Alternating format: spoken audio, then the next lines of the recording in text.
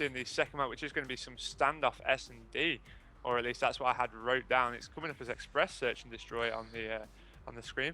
Yeah, I had it there we go, standoff it as well. has- There we go. Yeah, standoff, search and destroy. Not one that I'm particularly good at playing. Obviously, earlier on with my James Bond, I didn't play too well on Raid either. But standoff, search and destroy, not one that I'm too keen on playing. But I do love casting over it. Obviously, we do see it in all three game modes that we play in competitive Call of Duty, both Hardpoint, CTF, and search and destroy. So standoff's a good one. I do enjoy it. It's interesting to see how different teams play it, obviously, as a whole, with different strategies in the different game modes. So I'm looking forward to seeing how they're all going to be starting to play that. As I do see, I think it's Gun Elite who's just changing his classes, making sure that the host doesn't start the game too early whilst everything's changed up. Now, what are you going to be looking for here from the MadMen lineup to kind of bring this back? Because you do see a lot of teams, they really try and go for it in search and destroy after losing a hardpoint series, but they've got to pull out something special.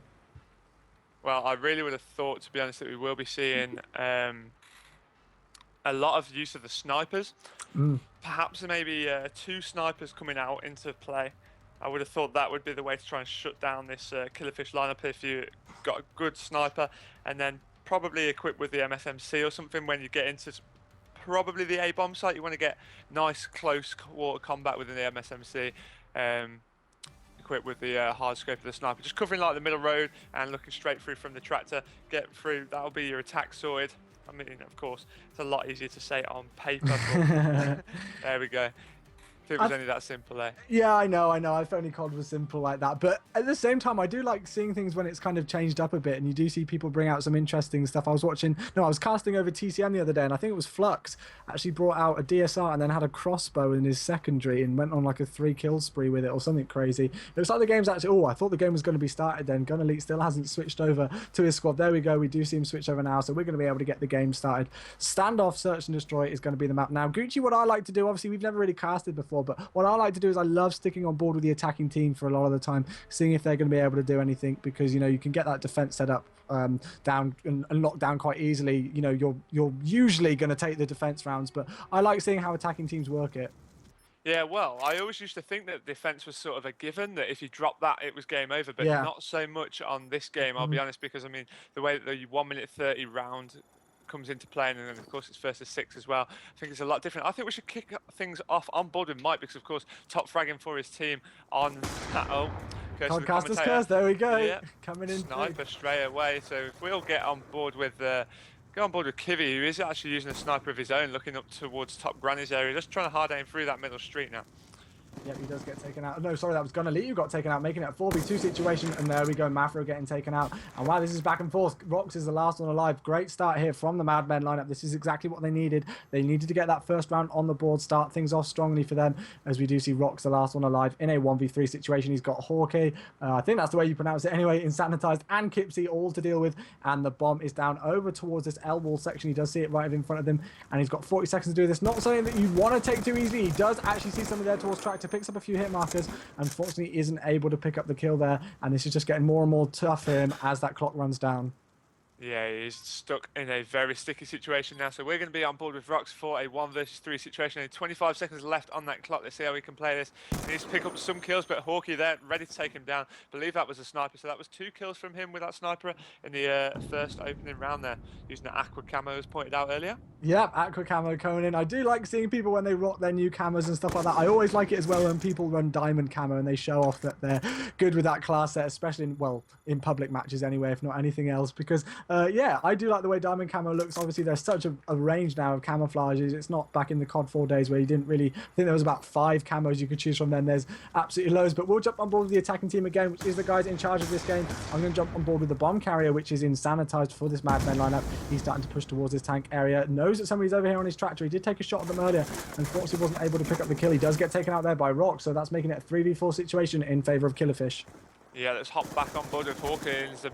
In a bit of a gunfight around this haystack area. He's just been helped out by his teammate. That was Kipsy to take down Rox that they knew had flanked around. So now it's going to be 3 versus 2 in favour of KillerFish on the defensive round. But Hawkeye once again coming head on head with a KillerFish player. He's just going to wait for that push. Does manage to take him down. Kipsy taking one down as well. So role reversal now. That's going to be Gun Elite in a 1 versus 2 against Hawkeye and Kipsy. Both are currently on 3 kills apiece. That 3-kill streak.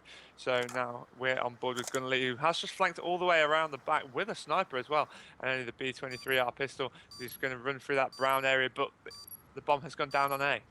Yep, the bomb has gone down on A. I did just see Kipsy planning as wow. Great start there on Hawkey. Now a 1v1 situation. Kipsy needs to stay alive, especially if he wants this bomb to blow up, because if the bomb blows up, he's going to be so much closer to that Hellstorm missile. I did see him earn that RCXD, but Gunnerly is got all the work to do right now. 23 seconds left on the clock. He's got to do something quick, because if he doesn't get this, defused, then I think, yeah, Kipsy's going to earn that Hellstorm missile, obviously, unless he dies. 13 seconds though, and I love the way that Kipsy's managed to play this. Great plays by him. Completely back off. Play it so passive, and yeah, they're going to take a 2-0 lead.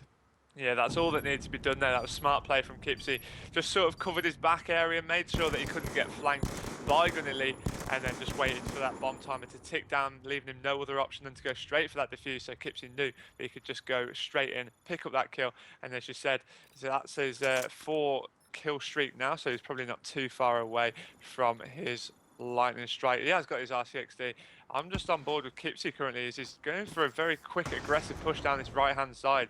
So I don't mind staying on board with the defensive teams when they're playing the aggressive, but now he's decided to sit back just a little bit more. So let's get back on board. Let's go on board with Kivy. He's just picked up a kill there, went straight for a bomb plant and decided to get planting on the other side. So now it looks as if he's going to get that bomb down as a stun came over. Trophy system defended him from that, so that bomb has gone down. Yeah, bomb has gone down. It's now a 2v2 situation, as we do see Mike getting taken out there by Mafro. 35 seconds left on the clock, and we're going to see Mafro and Kipsy trying to push in here from the front. Looks like somebody's going to be coming around any second, but Kivy manages to pick up a kill there. It's now a 1v1, Kivy versus Mafro. Shots being taken down from Kivy. He's going to get the 10 on him. No, Mafro picks it up on a 2-score streak, and they're going to take a 3-0 lead in this series. He's still got plenty of time to defuse this A-bomb site. He's going to pick up more kills for that. It's going to be interesting to see if he's going to be able to get his RCXD here from the defuse. No, he's not, because you only get 100 from it. Still quite far away. He needs 1 or 2 more kills, but a 3-0 lead here. This is exactly what MadMen needed to do to come back into the game, because they were in a lot of trouble after that first hard point. Yeah, after a very dominating hard point from the KillerFish lineup, it's looking as if they are struggling a little bit on the search and destroy here. I mean, German teams are renowned for their S&D gameplay, but evidently not so strong here in the early stages of this standoff map anyway. Let's stay on board with Mafro now, who's only 1 kill away from his RCXD. Well, it might be 1 kill and an assist, sorry, but we'll stay on board with him anyways. He's using this MSMC. Looks as if he's going to go straight down the middle here, not really worrying too much about his streaks. He's just decided to try and stun in, make sure nobody's pushing. Getting that grenade over, not picking up any kills, but Insanitize has already made a kill, and as well as Hawkey, so that's 4 versus 2, and this is not looking great for KillerFish, I'll be honest. No, you've got to look at the way that the MadMen here are starting to push in towards hard points. We do see Insanitize unfortunately getting taken out. Hawkey didn't have his back there. As soon as I was about to shout them out on how they play towards it, hit marker there for Hawkey. We did see him go off with a sniper rifle earlier. Really impressed with the way he's playing, but he does manage to get the assist as Kivy is taken down, and now Rox is the last one alive. We'll jump on board with him using that MSMC, using a lot of perks. He's got like 5 different perks there: lightweight, hard wide, toughness, dead silence, and extreme conditioning. Using this MSMC, bomb has gone down once again. He's going to be able to pick up a kill. He does take out Hawkey, making it a 1v1, but Kipsy's got his back, and there we go. That's the teamwork for you. You know, if one player goes down, you can just get that revenge kill straight away, and I'm really impressed here with how MadMen are playing this 4-0 lead. Yeah, 4-0. This is looking like it might be a shutout on the search and destroy. We'll see how KillerFish can actually answer back to that, because so far they've not been too great. I mean, it has come down to a lot of 1 versus 1s, but it's been where it's just a case of cleaning things up, so to speak. So let's get on board with KillerFish, see how they can answer back to this. Let's go on board with, pick a player. Let's go on board with Gun Elite first of all. It looks as if they're actually going for a very strange push down this left-hand side. Yeah, back alley push towards the B-bomb side pretty much. That's where you're going to go. He does pick up a lot of shots. No, he doesn't even pick up anybody. Kipsy just comes and goes, no, you miss every single shot on me. I'm going to take you out. We'll switch down the board though to Kivy. Not very great plays from Gun Elite. I have to say, I don't mean to put him on blast, but he saw somebody there and he just decided to challenge him. It's pretty much every single bullet on him. Kipsy's on a 3-score streak because of that, and they're playing this so passive now, as we do see them starting to push towards this back alley section. As you mentioned earlier, lots of ARs, everybody using the M8 actually for this KillerFish lineup right now. And yeah, I don't know what I think about this passive play. I've seen it a lot of times before and it's not really worked too much, but they've got to change something up when they're in this situation, and Insanitize goes down there. Yeah, and Sanitize went down to Kivy, and now that's going to be 1 versus 3 for Hawkey. Let's get on board with him. He's currently stuck in Butchers.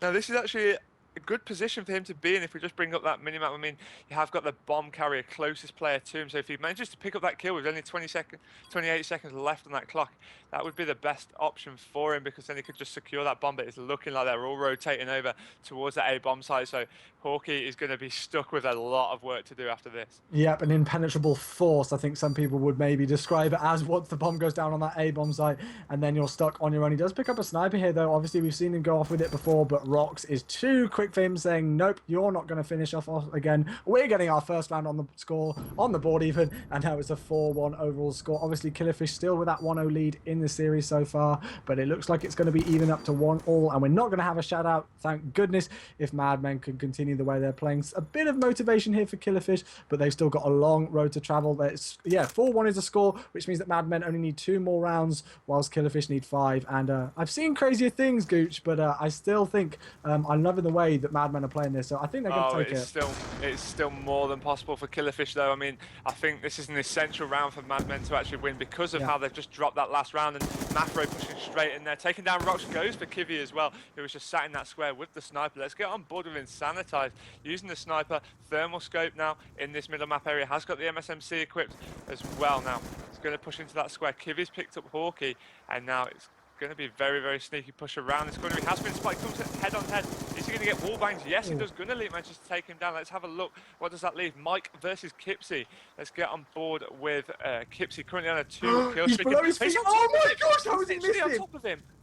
Oh How? my god! I want to watch his kill cam. How did he not see Mike there? He was literally below his feet, and none of his team shouted it out as well. I mean, like, when you're playing this game, look, that's crazy. When you're playing this game, you do, you know, miss some things. Your eye lines, obviously not like the kind of same way that some of us watching are, and we'll see things that they don't. But that was pretty crazy. He was literally moving around right at his feet. But 5-1 is the score. Luckily, Kipsy didn't choke overall, otherwise that would have been crazy.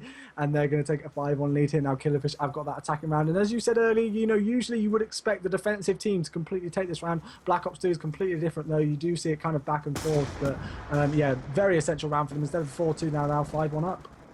Yeah, they do need to get back into this. Gunnarly with the first pick on this side now, picking up one on boxes. Now it looks as if he's trying to cover his teammate. Mike is trying to get in towards that area, but Kivy just lagging back a little bit with that bomb, just watching the back area, playing this very, very slow. They know they need to get themselves back into this, and perhaps playing it slow might be the best way forward. They're thinking perhaps that the MadMen lineup are going to be a little bit over aggressive now, because they have got such a lead. Now it's 2 versus 2, and quick, can we be making that 2 versus 1 as Kivy's getting pushed now, does manage to take down Kipsy. Like I said, perhaps a little bit too over aggressive. Let's get on board with it. Insanitize is going to be 1 versus 2 now against Kivy, and Mike Kivy currently has the bomb in his hands, and Insanitize just opting to retreat a little bit. Is he going to go for a full flank down the alley, or just cut straight back across the middle here through Butchers? Yep, I think with the way that there's only 25 seconds left on the clock, it's a great decision for him to be towards this B-bomb site, and we do see it go down. Bomb, there's somebody just out this door. Is he going to pick up 1 kill there? He does pick up the bomb partner. He knows that the bomb's down. All he needs to do is back away. Great play from Insanitized here to completely back away from the bomb site. He checked that just at the right time. Call of Duty is about luck sometimes. If he'd have checked that bomb site a couple of seconds later, he could have had a diffusion on his hands to deal with as well. Now, though, but final kill elimination goes in. He's going to shoot the body. Mike gets completely juked out. And there we go, he's going to be able to pick up the defuse as well. And MadMen have taken this search and destroy standoff in fancy style. Bomb diffuser on your screen, 6-1 is the score, 1-all overall, Gooch. What a great way to win the search and destroy there. Smart little 1v2 by Insanitize, I'll be honest there. Absolutely impressive play by the MadMen lineup overall on search and destroy. So I think it was fitting that it finished in style. As you just saw that final kill cam there, he managed to take him down from that top round and pick up that final kill with the defuse. If we just bring up the scoreboard at the end of that game, see how all the players got on 12 and 3 for Ipsy. So huge shout out to him, very well played, and it looks as if Gunnarly is off to host the next map.